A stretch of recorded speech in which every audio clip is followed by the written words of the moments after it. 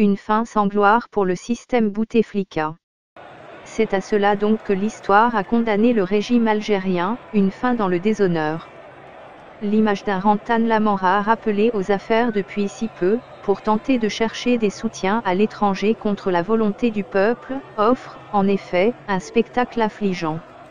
C'est l'image d'un système totalement désemparé et qui, dans ses derniers actes désespérés, sous-traite sa survie à la main de l'étranger, ouvrant ainsi grande la porte à l'ingérence étrangère dans les affaires du pays.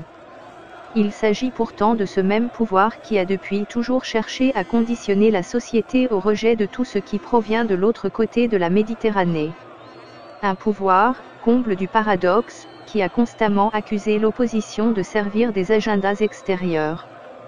Lundi dernier, le vice-ministre de la Défense nationale, chef d'état-major de l'ANP, le général de corps d'armée, Ahmed Gaïd Salah, appelait le peuple algérien à éviter à son pays toute conjoncture pouvant être exploitée par des parties étrangères hostiles.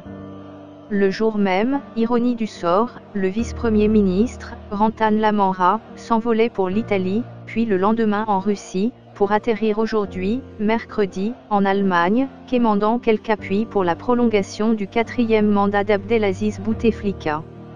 Et en attendant de savoir à quel prix la caution étrangère a été négociée, il y a lieu de noter, pour l'histoire, que le peuple algérien est demeuré intransigeant, farouchement opposé aux complicités étrangères.